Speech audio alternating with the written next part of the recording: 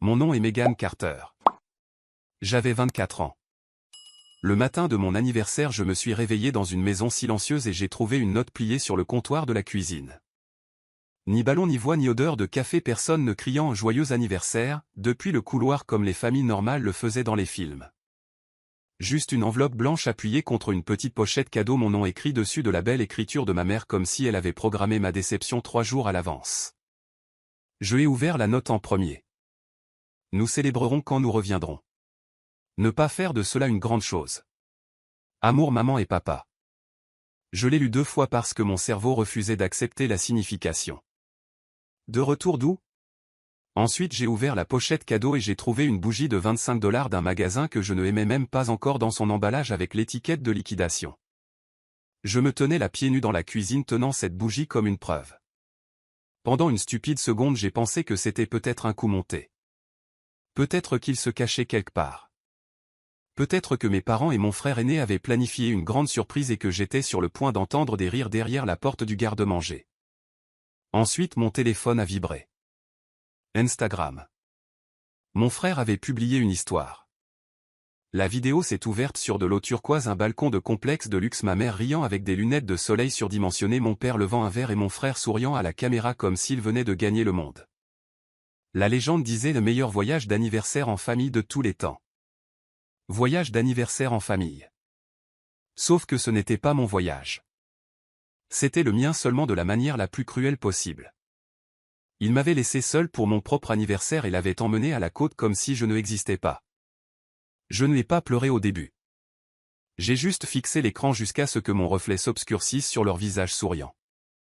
2 mois plus tard, quand mon frère a de nouveau ruiné sa vie et qu'ils sont revenus s'attendant à ce que je répare tout, je leur ai donné la seule réponse qu'ils ne pensaient jamais que j'aurais le courage de dire.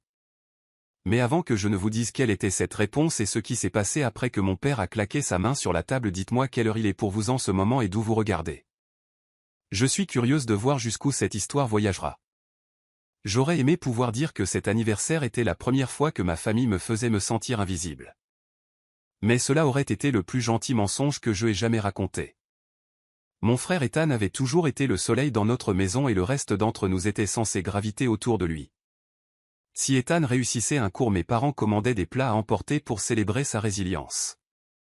Si je faisais partie de la liste du doyen, ma mère disait « C'est bien chérie » sans lever les yeux de son téléphone. Si Ethan avait des ennuis, toute la famille passait en mode d'urgence. Si je me blessais, j'étais louée pour être assez forte pour le gérer. C'était mon rôle assigné, fiable et calme et utile et jamais incommode. Je suis devenue la fille qui se souvenait des délais, récupérait les ordonnances, remplissait les formulaires en ligne, conduisait mes parents à leur rendez-vous, couvrait la facture de téléphone d'Ethan quand il oubliait et écoutait quand tous les autres étaient trop fatigués pour se en soucier. Je n'étais pas traitée comme la plus jeune enfant. J'étais traitée comme une assistante non rémunérée avec une enfance attachée. Ce matin-là, assise seule à la table de la cuisine avec la bougie à côté de moi, j'ai fait défiler leurs photos de vacances comme quelqu'un qui appuie sur une contusion juste pour prouver que cela faisait toujours mal. Il y avait Ethan au salon de l'aéroport. Il y avait mes parents sur un yacht. Il y avait un selfie de groupe au dîner, tous les 3 souriants sous des guirlandes lumineuses. Ma mère avait commenté sous la publication d'Ethan, si reconnaissante pour le temps passé avec nos personnes préférées. Personnes préférées. Je n'ai cessé de lire ces mots jusqu'à ce que quelque chose en moi devienne froid. Je n'étais même pas encore en colère. La colère aurait exigé que je croie que je méritais mieux. À ce moment-là, je n'étais pas sûr de le mériter. J'avais honte à quel point je voulais encore qu'ils appellent. Mais les seuls messages que je ai reçus étaient des emails d'anniversaire automatisés et un message de mon meilleur ami Charles, « Joyeux anniversaire Meg. Dîner ce soir. » J'ai fixé son message jusqu'à ce que mon écran s'estompe. Ensuite j'ai répondu « Peux-tu venir plus tôt ?» Il a répondu en moins de 10 secondes « Je prends déjà le gâteau. » Pendant que j'attendais, j'ai traversé la maison et remarqué des choses que je m'étais entraîné à ne pas remarquer. Mes parents avaient fait leur valise à la hâte, mais pas au point d'oublier les barres protéinées préférées d'Ethan du garde-manger. Ma mère avait pris le sac de plage que je lui avais donné à Noël dernier. Mon père avait laissé une pile d'enveloppes non payées près du micro-ondes avec une note autocollante dessus « Megan, peux-tu t'en occuper ?» Même le jour de mon anniversaire, alors qu'ils buvaient au bord de l'océan sans moi, ils s'attendaient toujours à ce que je m'occupe de ce qu'ils avaient laissé derrière eux. Au moment où Charles a frappé, j'avais aligné les enveloppes sur le comptoir comme des preuves de tribunal. Il est entré avec un gâteau de supermarché, des assiettes en carton et un regard sur son visage qui a changé la seconde où il a vu le mien. « Qu'est-il arrivé ?» a-t-il demandé. J'ai montré la note, la pochette cadeau, l'histoire Instagram et les factures. Charles a lu la note en premier. Ensuite il a regardé l'histoire. Ensuite il a regardé les enveloppes. Il n'a pas dit ce à quoi je m'attendais. Il n'a pas dit « je suis désolé ». Il a dit doucement à Mégane « ce n'est pas de l'oubli. Ce est un système ». Cette phrase a atterri plus durement que n'importe quelle insulte parce qu'au fond de moi je savais qu'il avait raison. Mes parents ne m'ont pas laissé derrière accidentellement. Ils avaient simplement fait un choix. Ils ont supposé que je survivrais de nouveau. Charles a coupé le gâteau et a planté une bougie au centre parce qu'il a dit qu'un anniversaire méritait au moins une vraie bougie. Il m'a demandé quand était la dernière fois que ma famille avait célébré quelque chose pour moi sans le comparer à Ethan. J'ai ouvert la bouche puis je l'ai refermée. Je ne pouvais pas me souvenir d'un seul souvenir pur. Ensuite mon téléphone a de nouveau vibré. Une autre publication Instagram, une vidéo d'Ethan ouvrant une montre de designer au dîner pendant que mes parents applaudissaient. Mon dîner d'anniversaire, ma chaise vide, son cadeau. La voix de ma mère en arrière-plan disait « Tu le mérites après tout ce que tu as traversé ». J'ai posé le téléphone face vers le bas. Charles a attendu. « Veux-tu continuer à faire cela ?» a-t-il demandé. Je savais ce qu'il voulait dire. Pas seulement les factures, pas seulement Ethan, mais tout le schéma, le pardon automatique, la façon dont j'acceptais les miettes et les appelais amour parce que demander plus semblait dangereux. J'ai regardé les enveloppes de nouveau, puis la note, puis le gâteau que Charles avait acheté avec mon nom écrit en glaçage bleu. Pour la première fois ce jour-là, quelque chose de plus vif que la tristesse m'a traversé. Non, j'ai dit. C'était à peine plus fort qu'un murmure, mais cela ressemblait à une porte qui se déverrouillait. Cette nuit-là, après le départ de Charles, je n'ai pas payé les factures. Cela pourrait sembler insignifiant, mais pour moi cela ressemblait à une rébellion. Je les ai laissés exactement où mon père les avait placés, note autocollante et tout. Ensuite j'ai ouvert mon application bancaire et j'ai regardé les virements automatiques que j'avais mis en place au fil des ans, $200 chaque mois pour les charges de mes parents, $150 pour le téléphone et les abonnements de streaming d'Ethan, 3 cents pour un compte d'urgence familiale temporaire qui était en quelque sorte devenu permanent. J'avais commencé ces paiements quand j'avais 21 ans parce que ma mère avait pleuré et dit que la famille se noyait. Je ne lui ai jamais demandé pourquoi Ethan, qui avait toujours de l'argent pour des baskets, des concerts et des week-ends, n'était jamais appelé à contribuer. Je connaissais déjà la réponse. La responsabilité était quelque chose que mes parents m'assignaient parce qu'ils me faisaient confiance. La liberté était quelque chose qu'ils donnaient à Ethan parce qu'ils l'aimaient. Mon doigt a plané au-dessus du premier virement. J'ai entendu la voix de ma mère dans ma tête, la famille et de la famille. Ensuite j'ai entendu la voix de Charles, un système. J'ai annulé le virement pour les charges. Mes mains tremblaient. J'ai annulé le paiement du téléphone d'Ethan. Ma gorge s'est serrée. J'ai annulé le dépôt du compte d'urgence. Je m'attendais à ce que la foudre frappe. Rien ne s'est produit. Le monde ne s'est pas arrêté parce que j'ai cessé de financer des personnes qui m'avaient abandonné. Je me suis assise là, fixant les écrans de confirmation, attendant que la culpabilité m'engloutisse.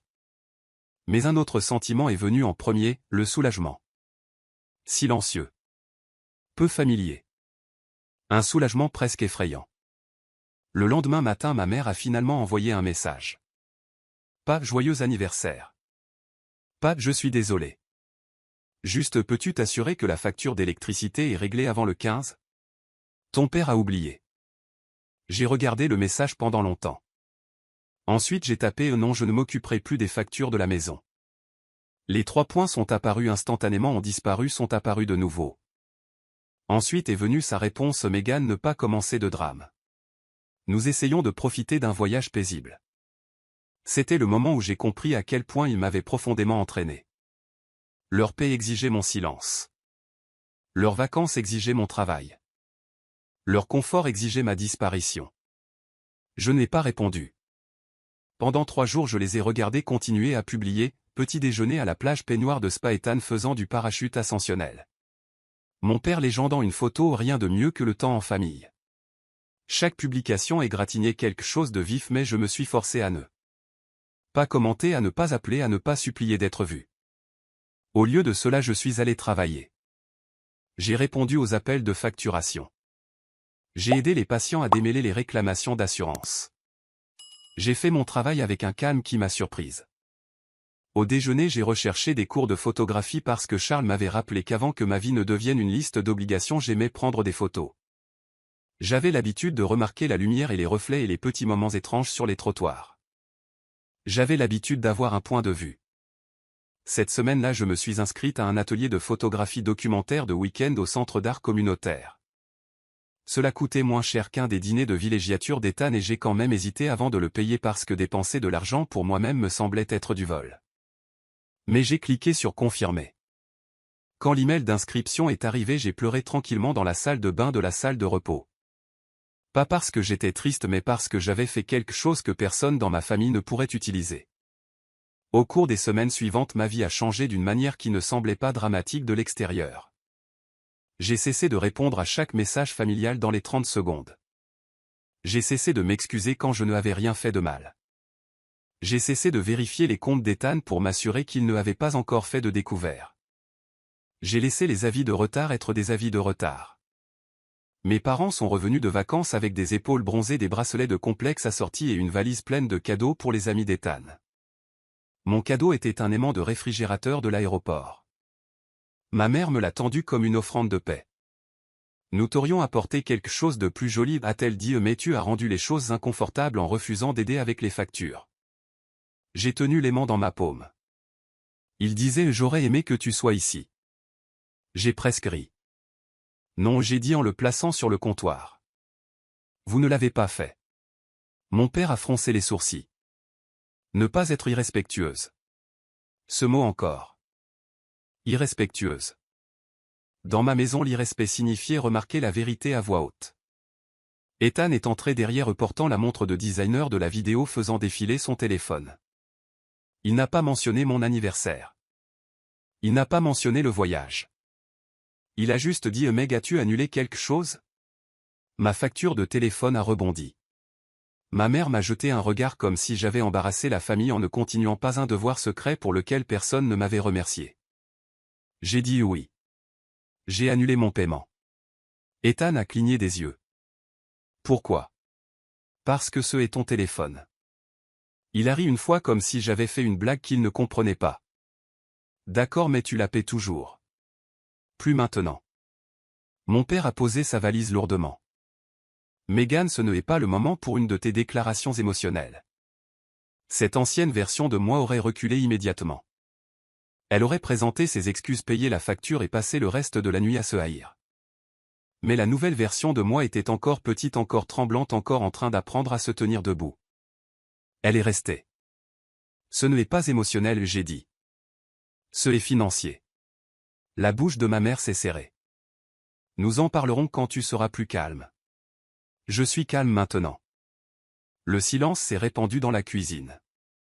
Ethan avait l'air plus agacé qu'inquiet, comme si j'avais déplacé une chaise sur laquelle il s'attendait à s'asseoir. Mes parents avaient l'air confus et cela a presque fait plus mal que la colère. Ils n'étaient pas choqués parce que j'avais tort. Ils étaient choqués parce que j'avais cessé de jouer le rôle qu'ils m'avaient écrit. Je suis rentré cette nuit-là à mon appartement et j'ai ouvert mon devoir de photographie.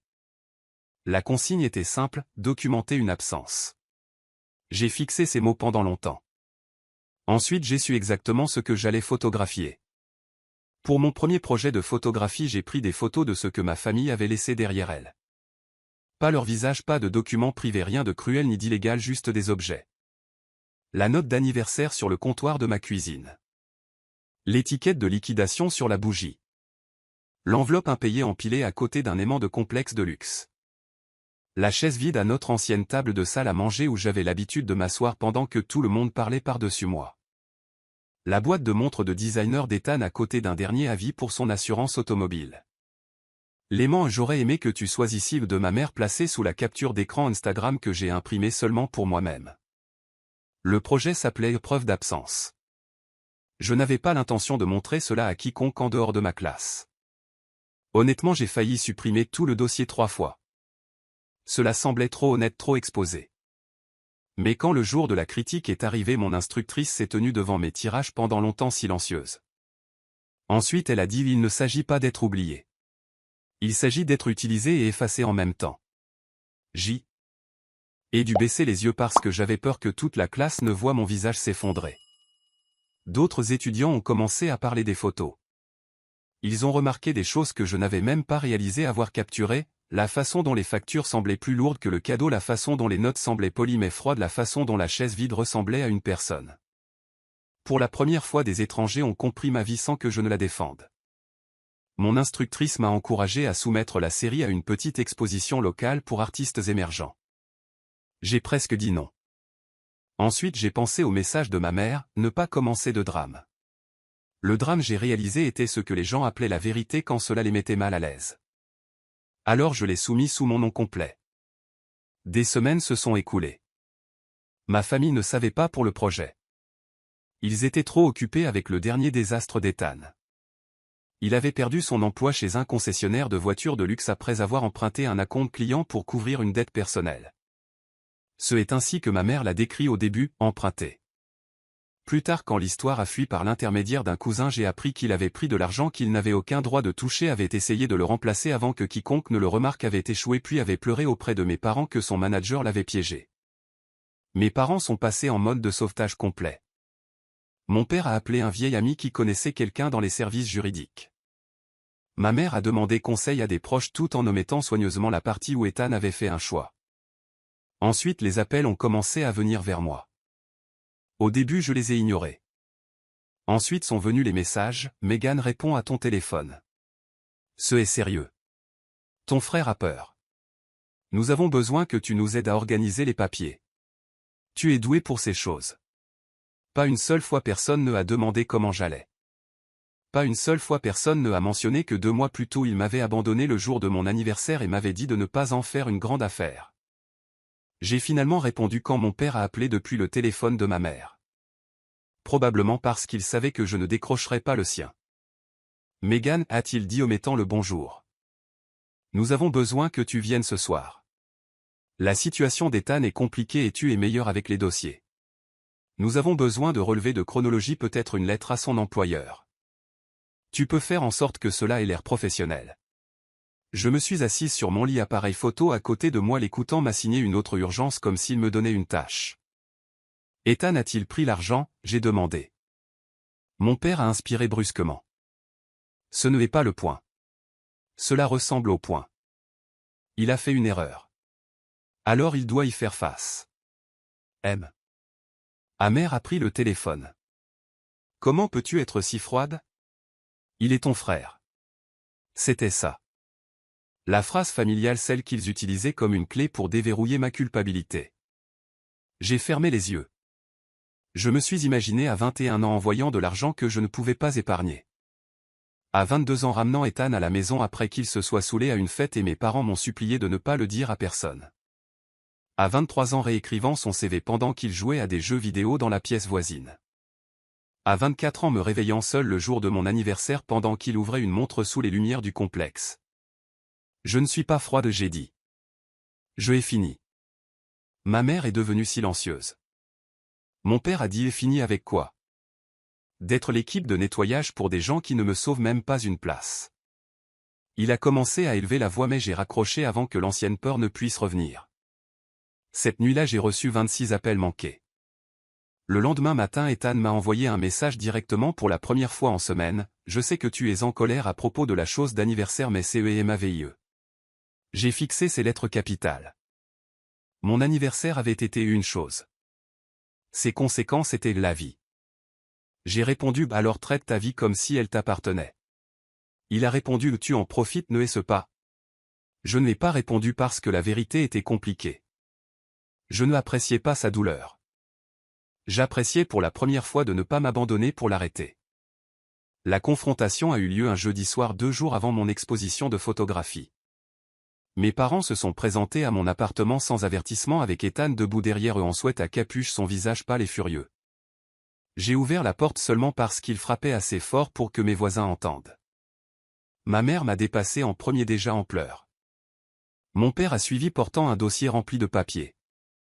Ethan est resté près de la porte, les bras croisés, me regardant comme si j'étais la personne qui avait ruiné sa vie au lieu de la personne qui avait cessé de la réparer. Nous ne partirons pas tant que tu n'auras pas écouté, a dit mon père. Tu ne peux pas venir dans mon appartement et faire des demandes, j'ai dit. Ma voix tremblait mais je ne me suis pas écarté. Il a jeté le dossier sur ma table basse. Des papiers ont glissé sur la surface. Ton frère pourrait tout perdre. Il a perdu son emploi parce qu'il a pris de l'argent. Ethan a répliqué, j'allais le remettre. Cela ne le rend pas tien. Son visage s'est assombri. Tu attendais cela. Admets-le. Tu me as toujours détesté parce que maman et papa m'aimaient plus. La pièce est devenue si silencieuse que je pouvais entendre le réfrigérateur ronronner. Ma mère a murmuré Ethan.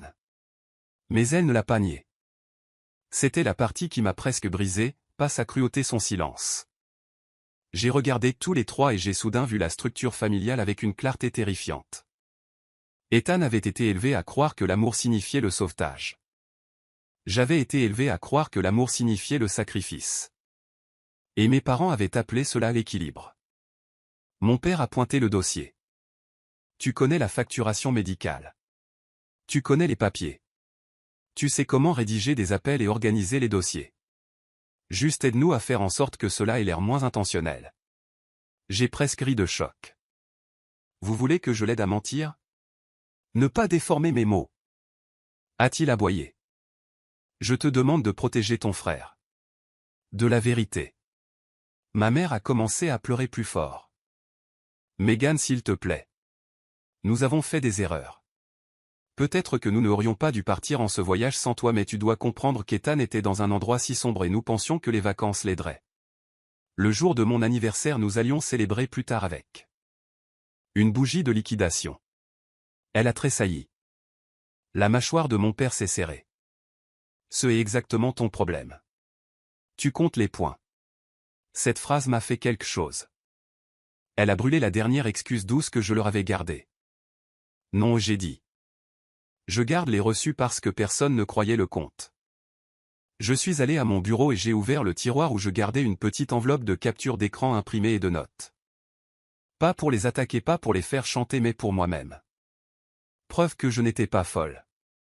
J'ai placé la note d'anniversaire sur la table, puis la capture d'écran de la légende personne préférée, et puis les confirmations de virement automatique, puis le message où ma mère m'a demandé de payer la facture d'électricité pendant qu'elle était au complexe.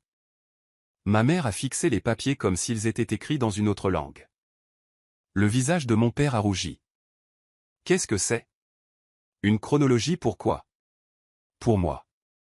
Pour que la prochaine fois que vous me direz que je suis dramatique, égoïste ou que je me souviens mal des choses, je puisse me rappeler que je ne le suis pas. Ethan a ricané. Waouh, tu as fait un album de victimes. Je l'ai regardé et pour la première fois je ne me suis pas sentie plus petite. Je me suis sentie triste pour lui. Pas indulgente, pas douce, juste triste. Tu penses que la responsabilité est une attaque parce que tu ne as jamais eu à l'expérimenter. Il s'est avancé vers moi. Tu ne sais rien de moi. Je en sais assez. Je sais, chaque fois que tu tombais, quelqu'un me poussait sous toi pour amortir l'atterrissage. Ma mère a tendu la main vers la mienne mais je l'ai retirée. Megan, que veux-tu de nous? Des excuses. Je voulais dire oui. Je voulais dire que je voulais de vraies excuses. Une qui nommait le mal et ne demandait rien après. Mais en regardant son visage désespéré, j'ai réalisé qu'elle ne demandait pas parce qu'elle voulait me réparer. Elle demandait parce qu'elle voulait le bon mot pour me rendre utile à nouveau. Non, j'ai dit. Je veux que vous partiez. Mon père m'a fixé. Tu tournerais le dos à ta propre famille. C'était la question que j'avais crainte toute ma vie. Celle qui avait l'habitude de me mettre à genoux. Mais maintenant je pouvais enfin entendre le piège à l'intérieur. Vous avez tourné le dos en premier, j'ai dit. J'ai juste cessé de me tenir là où vous m'avez laissé. Ethan a juré sous son souffle. Ma mère sanglotait. Mon père a ramassé le dossier avec des mains tremblantes, furieux parce que la colère était plus facile que la honte. À la porte, il s'est retourné. Quand cela détruira ton frère, souviens-toi que tu as choisi cela. J'ai tenu la porte ouverte. Non, il a choisi cela. Vous l'avez protégé. Je ne paie juste plus pour cela. Après leur départ, mes genoux ont cédé. Je me suis assise sur le sol et j'ai pleuré si fort que mes côtes me faisaient mal.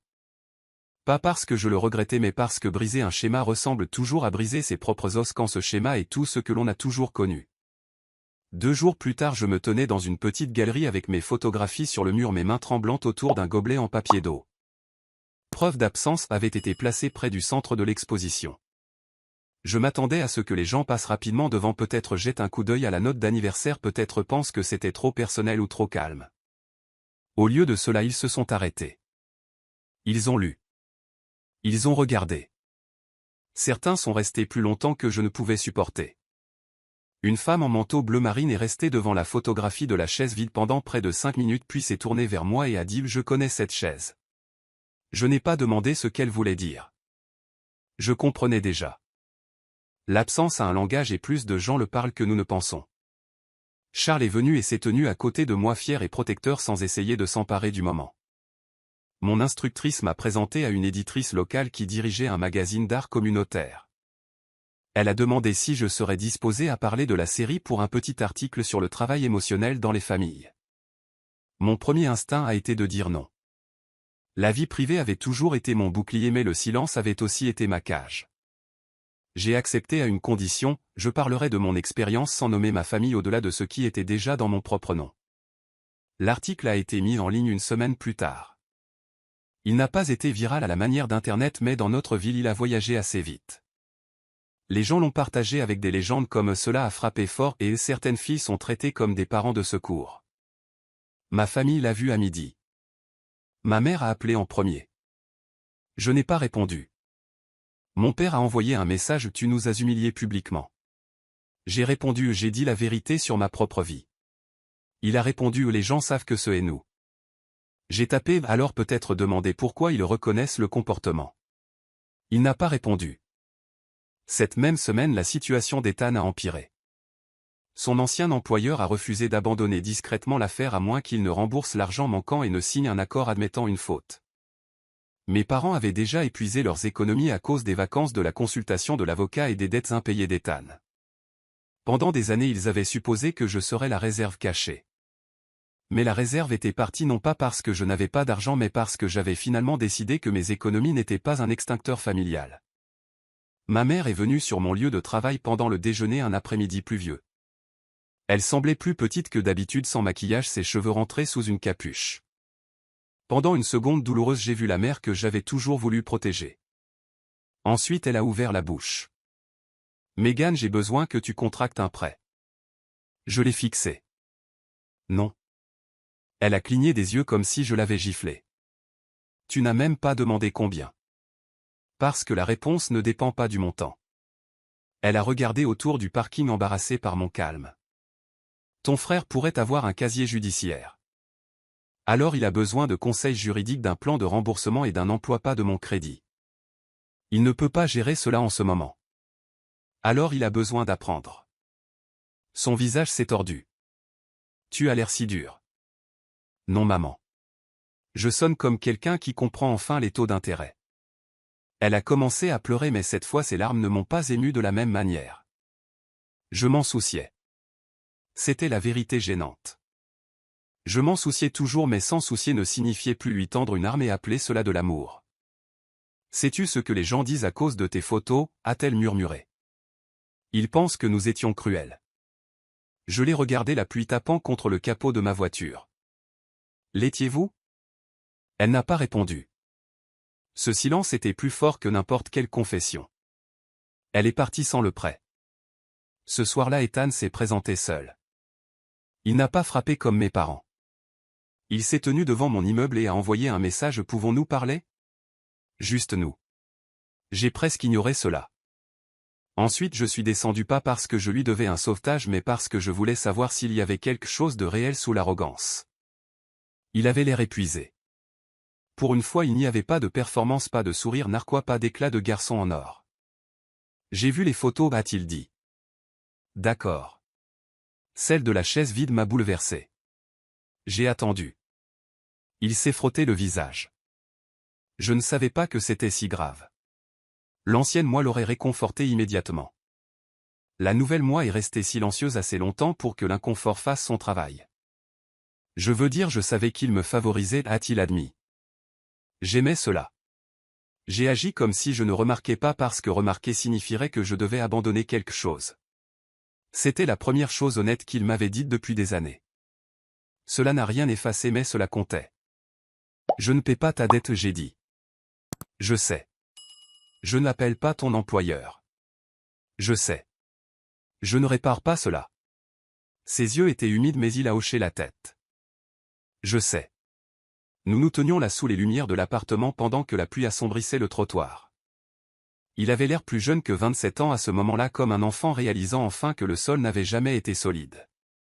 Je ne sais pas quoi faire, a-t-il dit. J'ai pris une inspiration. Alors commence par la vérité.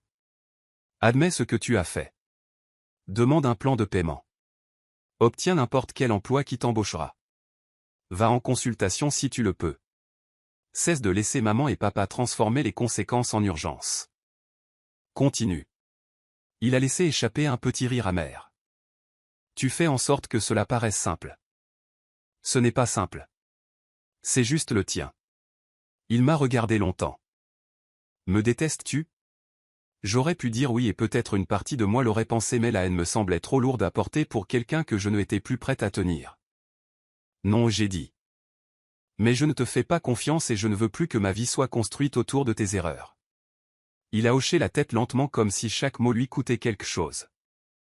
Quand il est parti, je ne me suis pas sentie triomphante. Je me suis sentie propre. Il y a une différence. Le triomphe est bruyant.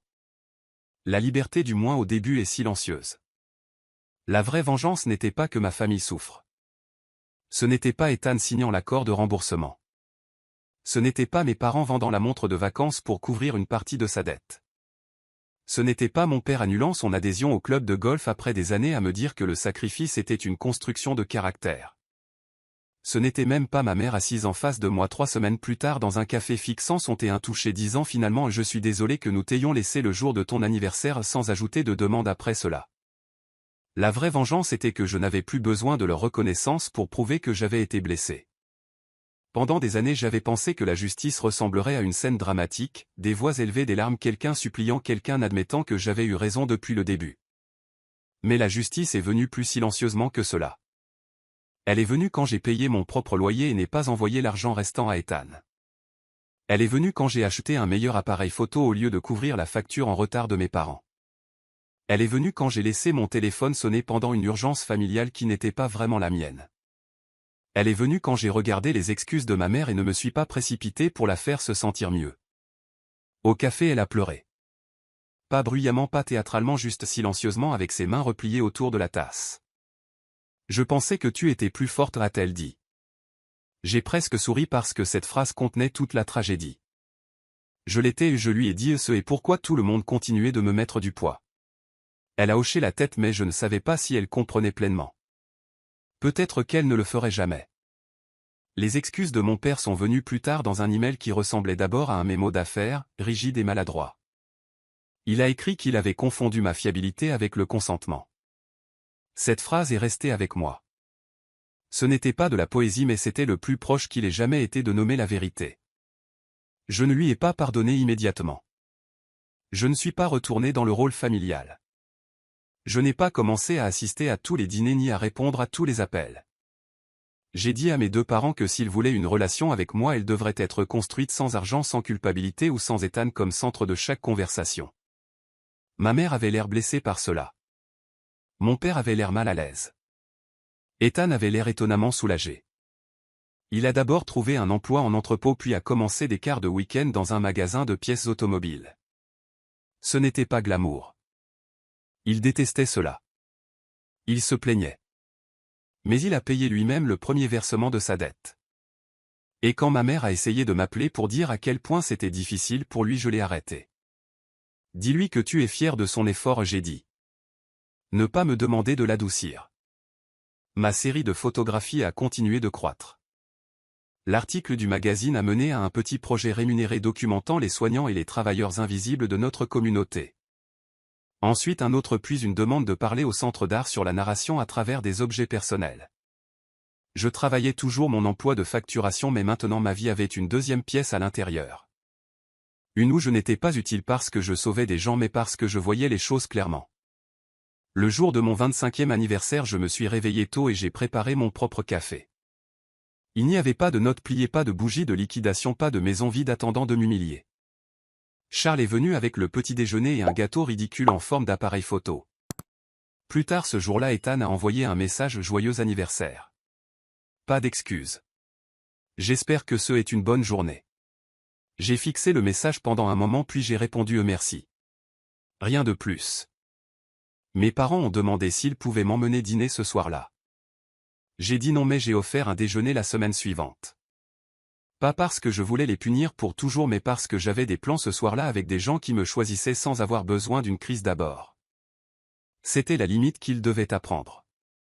L'accès à moi n'était plus automatique. L'amour ne signifiait pas une entrée illimitée.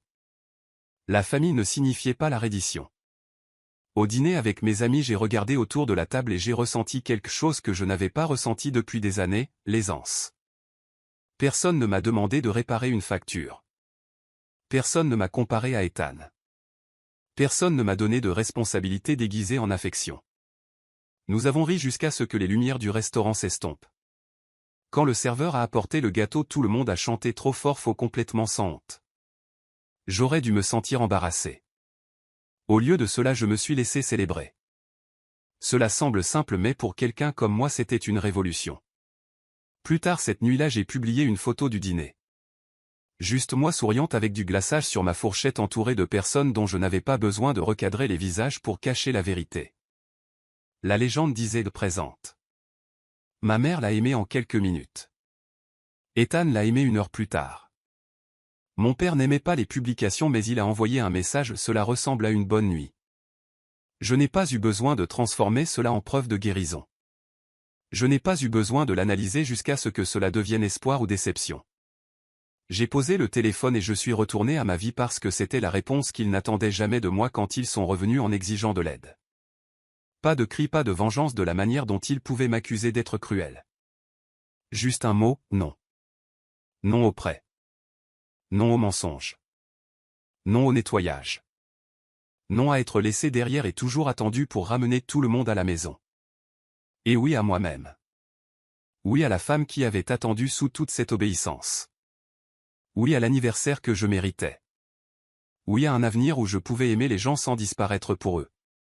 Mon équipe et moi travaillons dur pour créer des histoires significatives et émotionnelles qui peuvent divertir les spectateurs tout en laissant derrière quelque chose de précieux à méditer.